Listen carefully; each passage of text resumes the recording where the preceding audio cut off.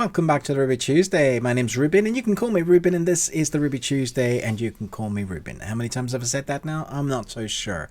But Soulcatcher is a new movie on Netflix that looks like it's an original, or they've bought the title so they can call it an original. And I was hopeful with this, but let's talk about whether it was any good. Keel used to work for Polish services fighting terrorism, and now he is a mercenary acting on behalf of a private military company. Together with his brother Peter, he accepts a lucrative mission in a country ruled by a local warlord. Although the task seems simple, it turns out that they have to face a dangerous experimental weapon. It comes from a director that we've seen a couple of films on Netflix already from this director, so you'll probably recognize a similar style and pacing. It's about an hour and 40 minutes long, and I was really hopeful at the beginning of this movie because I thought the premise was interesting.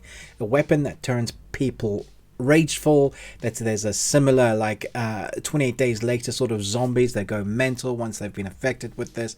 They just absolutely go rageful. They're like walking weapons. You want to take them down, but they don't go down quick enough. You take a few bullets because it's like their adrenaline is hyped up to max. It eventually will kill them, but that's an interesting premise. So we have our special forces team and our main protagonists that are sent to go and get it.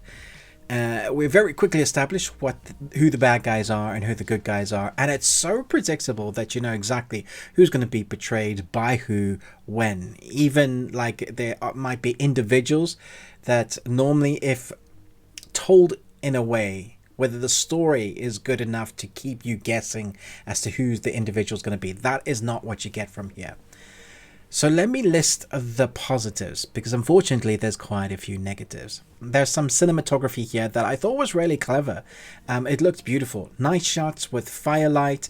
There's one particular scene that was memorable for me. A guy's on top of a guy, they're fighting, and during that fight sequence there's this illuminated by firelight and ash falling down, and it just looked really well done. And I thought, yeah, that sort of style, there are moments like that with the action scattered throughout that I thought was good. And then the actual soundtrack, the music that they use, I thought helped put us in a zone which felt correct for the movie. And then I would say the acting for the most part is fine. It's not great, it's not brilliant by any means, but what they had to work with, they did well. By what they were directed with, they did well with what they were given.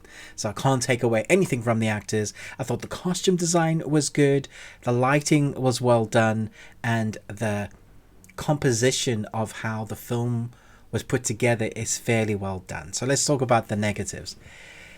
This film felt long, even though it's only an hour and 40 minutes long. It felt long for an action film. In the middle, it drags because you know where it's going and everything is predictable. And then when you get to the action scenes, there's a lot of, especially when they do the zombie-esque chasing the rage-filled people, there's so many fast cuts that they almost cut to a position that there was nobody on screen for that moment, and then they cut back to that person fighting someone else, and then they cut back and immediately there's a person there. So off screen the action happened, and that's what happens with a lot of the violence. You see or you hear the violence happen off screen with an explosion or a scream.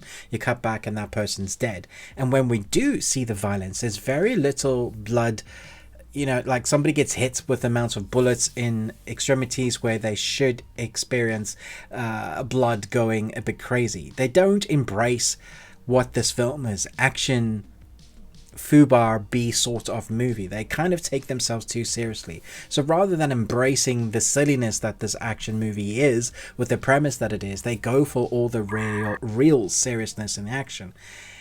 I don't know if you've ever played a video game where, similar to Call of Duty or some of them, you're using the controller to shoot a character and the controller doesn't vibrate correctly because the sound effect doesn't hit the person of the bullet, doesn't hit the person correctly. There's no vibration there, there's no sound effect, it just doesn't feel anything, just feels light, it feels off.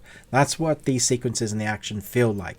All the action sequences when they're hitting, and not all of them but most of them, just don't feel right. The sound effects are sometimes silly. There's literally guns that sounds like laser beams.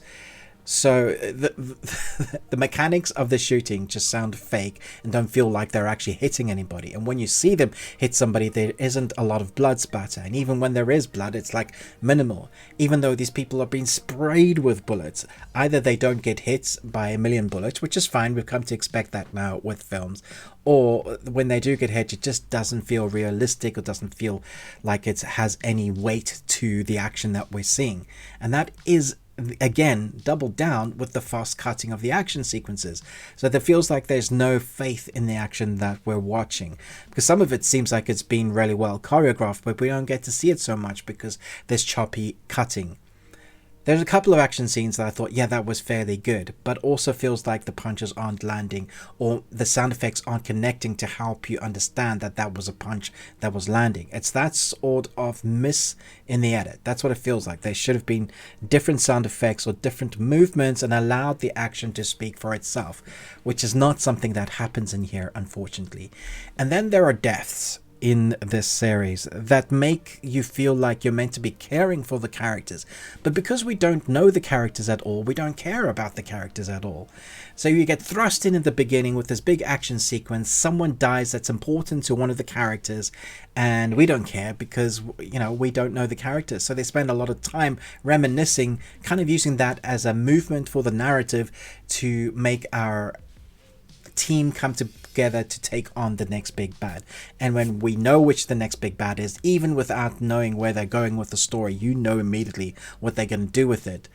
There are characters again that we lose or die, and there's no backstory given to these characters, so again, we don't care about it. So once you get to the end, what you're left with is a mishmash of action, a story that has no emotional beat to it, and an edited film that has no real oomph to it. So by the time I got to the end, I was just happy that the film ended. So if it sounds harsh, I just was hoping that there was more to this film.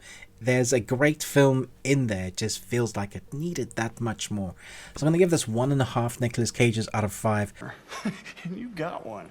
Congratulations. Let me know your thoughts and feelings down below. Did you enjoy this? Did you not mind it? Maybe you feel like I'm being too critical. That is my job.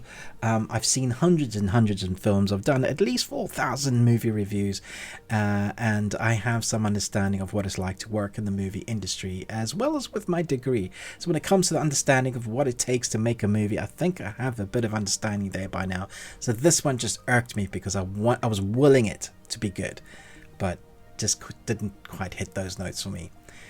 So do tell me your thoughts and feelings. What is the best Netflix film you've seen recently? Because I know they are few and far between. Thanks so much for watching, but most of all, until next time, remember, live long Tuesday.